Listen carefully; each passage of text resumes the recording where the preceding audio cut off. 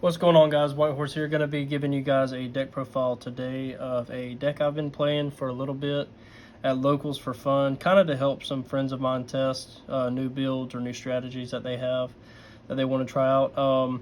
So for this deck, it's going to be Marincess, obviously, as you can tell.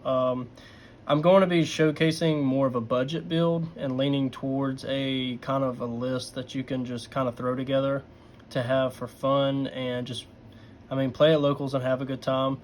Since the ban list with the Rise Heart being banned, I feel like this deck isn't a bad option because the graveyard is lit back up, which is really good. So I like playing stuff like this, just spontaneous, like random at locals every now and then. But yeah, so I'm going to be showing you guys, it's more of a budget build. And again, if you guys have any suggestions or comment section below, please hit that up.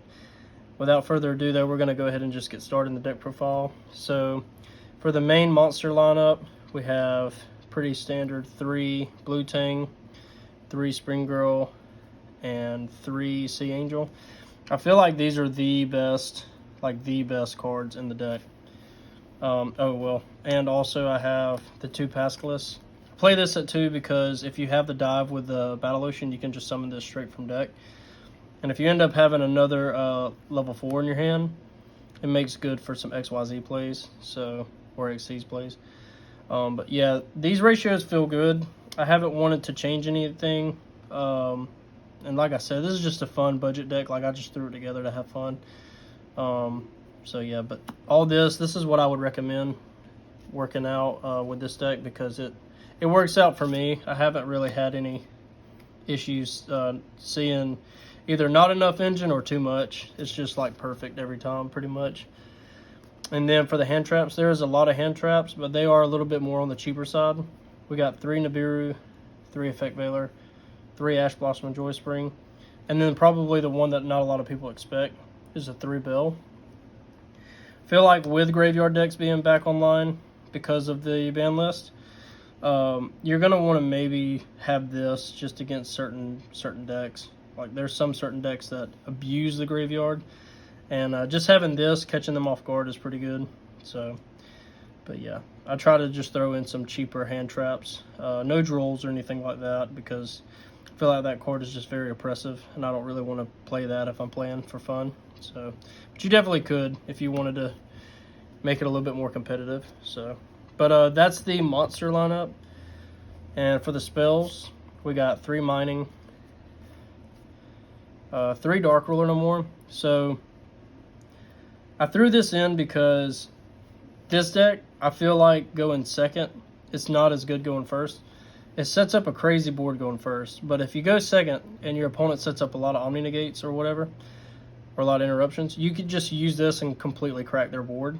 And then you can kind of stabilize by making your combos or making your combo plays and just pretty much just like breaking your opponent's board piece by piece with all of your engine. So I feel like 3 of these is good. You don't have to play this in the main, but like losing the die roll and going second and opening this feels really nice against the opponent. It kind of lets you have a leg up on your opponent after they just full combo.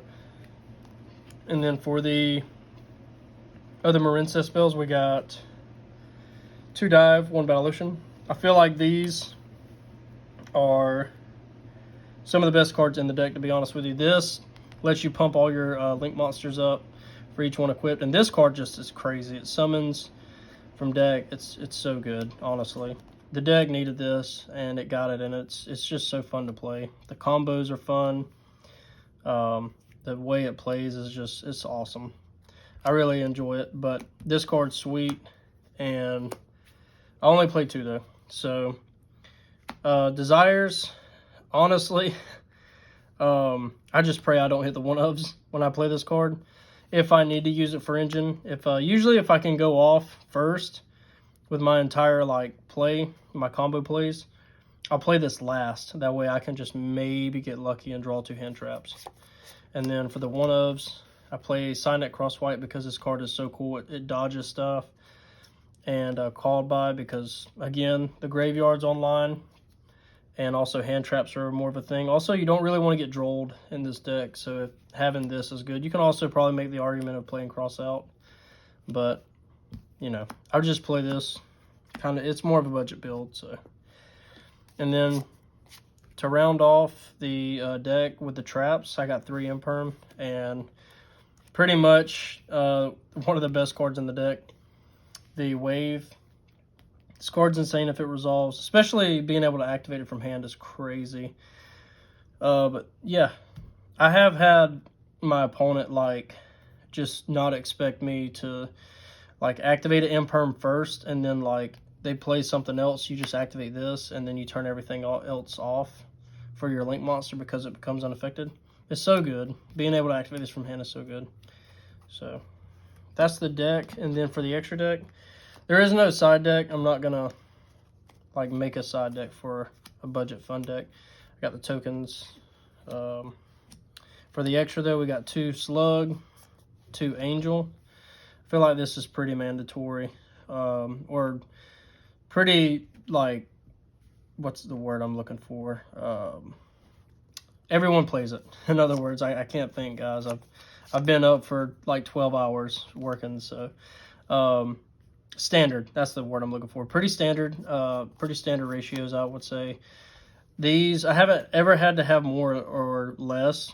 I've always like I've pretty much go into this combo line twice anyway, unless I just set up good enough first turn to where they just don't want to like try to play through the board or whatever. 2 Coral Anemone.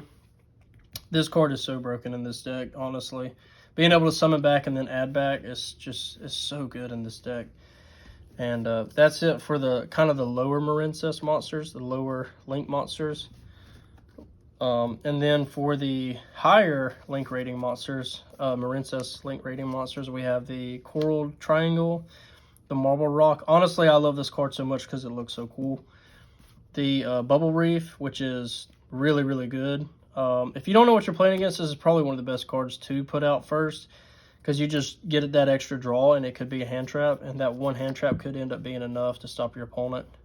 Plus, like, you pump it up by a lot of attack. So, and then the best card probably arguably in the deck is a Ragonaut, because this card just is that spell trap negate, and you can summon back summon out the Anemone, and then like next turn if you link it away, you just use its effect to get Blue Tang and just go all off over again.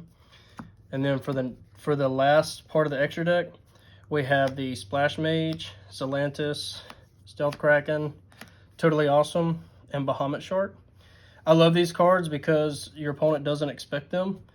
And when you do actually make one of these and it goes off, well, maybe not as much this, but kind of use this to extend with your combo. But mainly if you make these and you like combo off on your opponent and make these to like break their board, it feels really good and your opponent doesn't expect it. So Toad and Bahamut Shark goes really well in this deck. But anyways, guys, that's the deck profile. I'm going to keep it short and sweet for you guys. Stay tuned later this week for another deck profile, and I'll see you guys in the next one. Peace.